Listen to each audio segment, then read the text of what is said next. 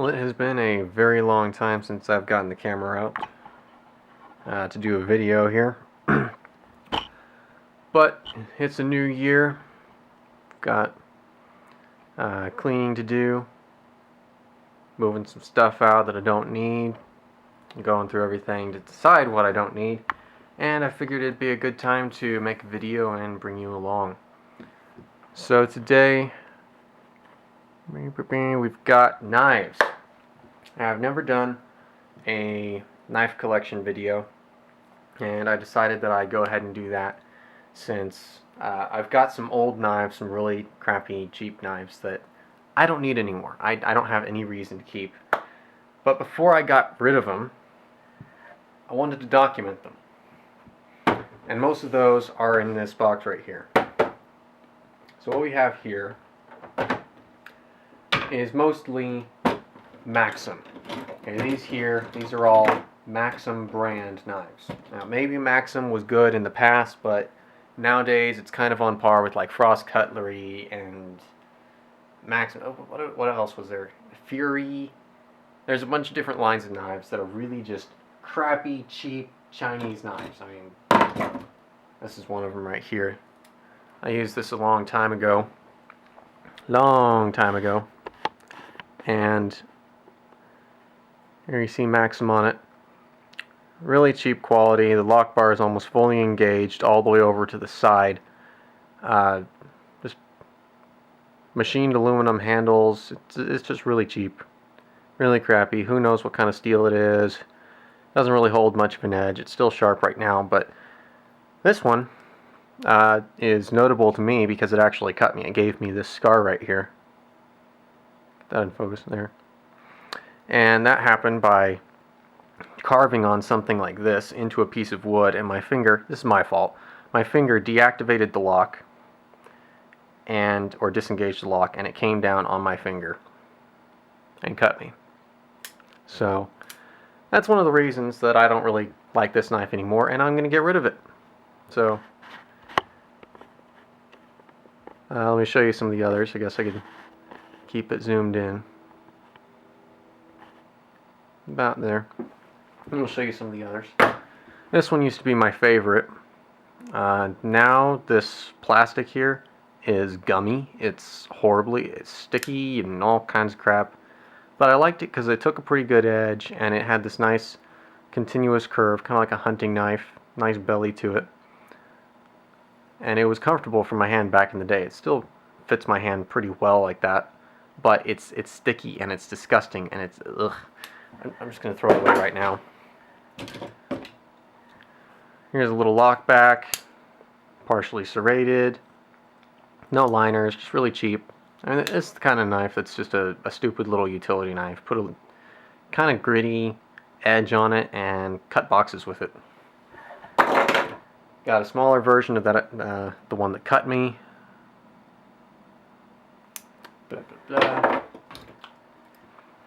Got a frame lock right here with kind of a Warncliffe blade.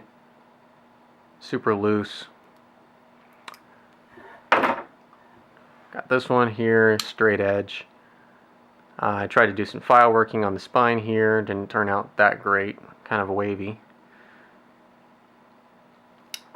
Liner lock.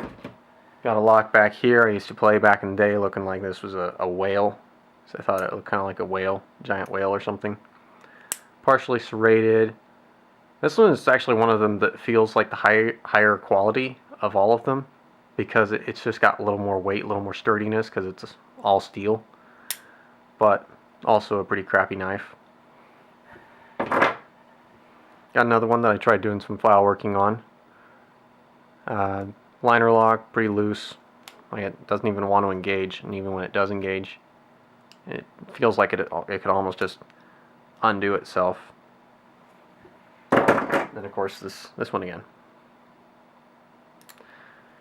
Also folding that, cheap ass folding knives. I got this Volvo.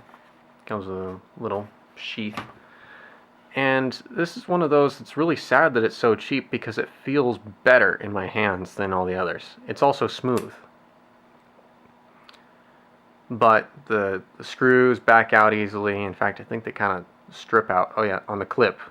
I don't know what the clip is anymore, but the screw holes on the clip, they stripped out. Not the screws, the holes stripped out.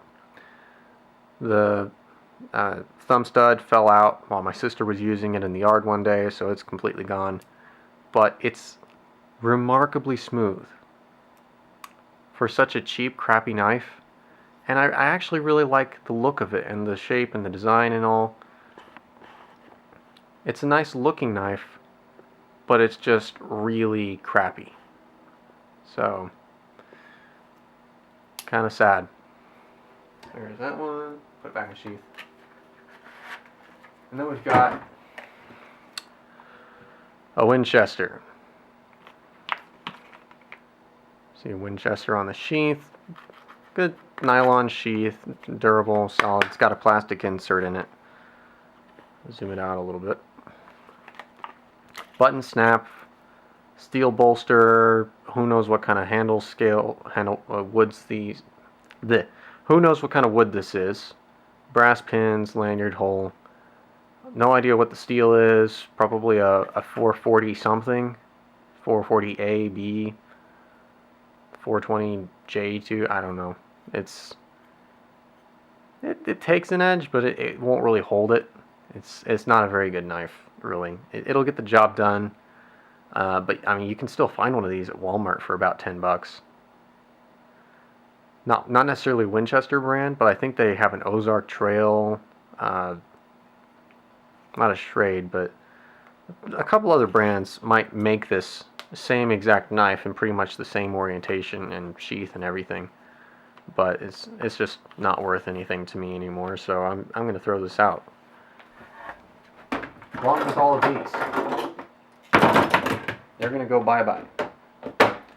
So I don't remember if I mentioned already. I'm kind of tired, but this is going to be a multi-part video series, and this one is on the really cheap knives, like I was showing you here. Really cheap knives, and then a couple down in here. This is my knife drawer. And the next ones are going to be pretty much just Gerber. Pretty much. Trying to remember. Oh, there's a Baron Son that I could do. A cheap knife. Baron Son. Any fixed blade. Any of that. Now, I know what you might think. You might think that, I have two Moras, and you might think, oh well, a Mora, that's a really cheap knife. But they are affordable and inexpensive, not cheap, not crappy. These are more or less the crappy knives. These are all Chinese. This, I believe, is also Chinese. It's a little, looks like a switchblade. It's actually a golf tool, like for pulling up the tees or something, and it's even got the little magnet for marking your spot or something. I don't play golf. I don't know what it's used for. I thought it was a fork, but whatever. It's a cheap, crappy little thing. I got it in Colorado, I think. It says stainless steel, RCK original, made in China. So that's a cool little thing.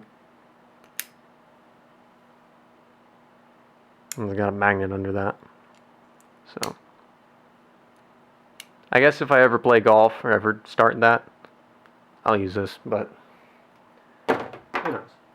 And I've got a Gerber. This is a Paraframe. This is a Gerber Paraframe Mini. It's a small one. And I took this apart to do some stuff. I think did I stonewash the blade? I think I stonewashed the blade. I don't remember. Maybe. But in doing that, I lost the stop pin. So now it won't stop. It goes all the way back up here, which is kind of like a straight razor or something. I don't know. Shave your face or your arm or something. I don't know. But I did some Dremel tool file working up here with the cutoff tool, cutoff wheel. And yeah, this is like a sub $12 knife, pretty cheap. This one's pretty cheap, actually a pretty decent little knife. This is the Gerber Stl. I believe it stands for strong, thin, and light. A little frame lock. And this is like a titanium nitride type coating that, it's not Teflon coating, because Teflon just scratches and chips off. This wears properly. Now you can see the wear here from Pocket Carry. This is the kind of wear that I like.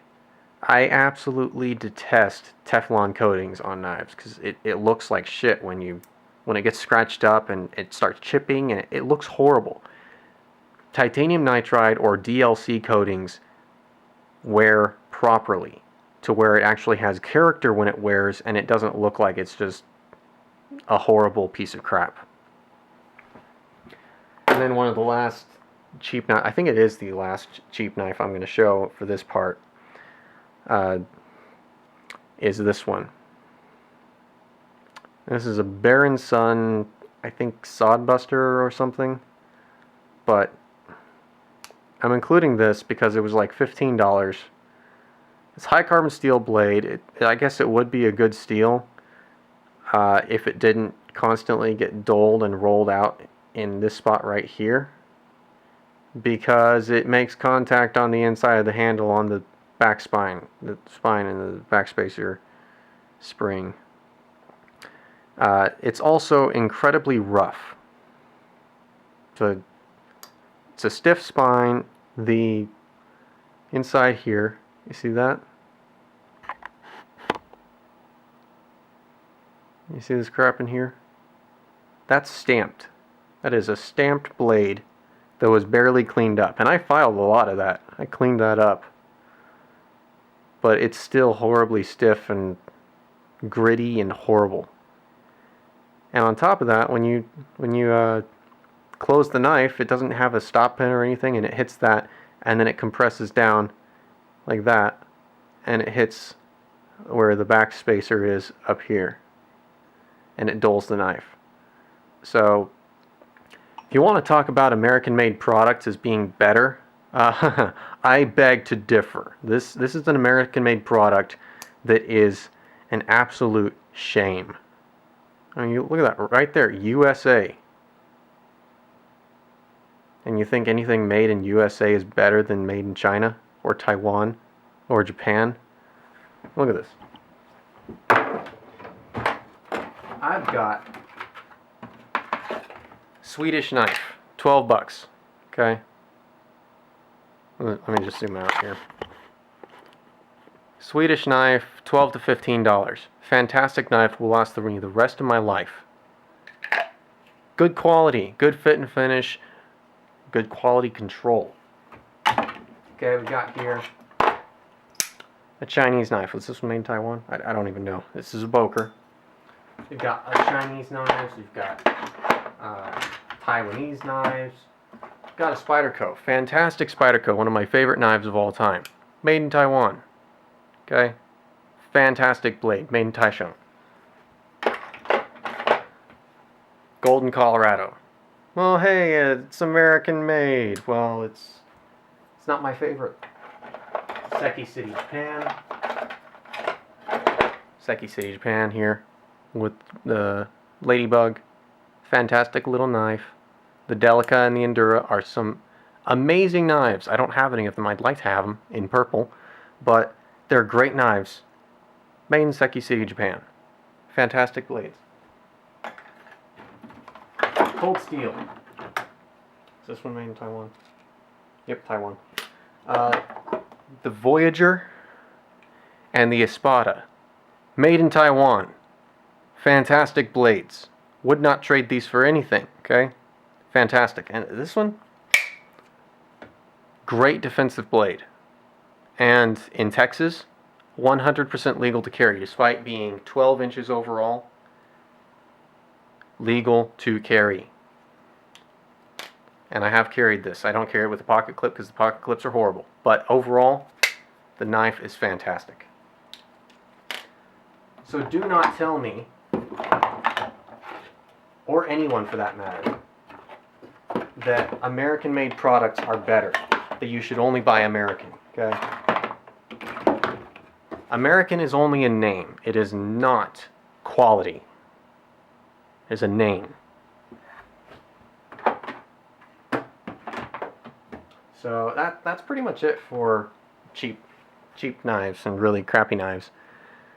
And yeah.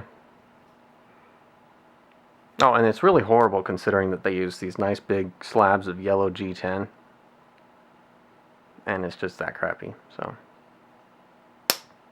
you just hear that. It's just ugh. It slams down every time, and every time it does that, it's going to roll the edge even more in that little spot. It's horrible. So there's cheap knives. The next part of this video is also going to include some cheap knives, but not necessarily cheap, more or less inexpensive. And so when we get to that, it will be folding knives. All folding knives. The third part in the series is going to be fixed blades and handmade knives, which there's a number there. So, including this one up here. That one. That's a handmade knife by me. And we'll get to that in that third video. So, see you then.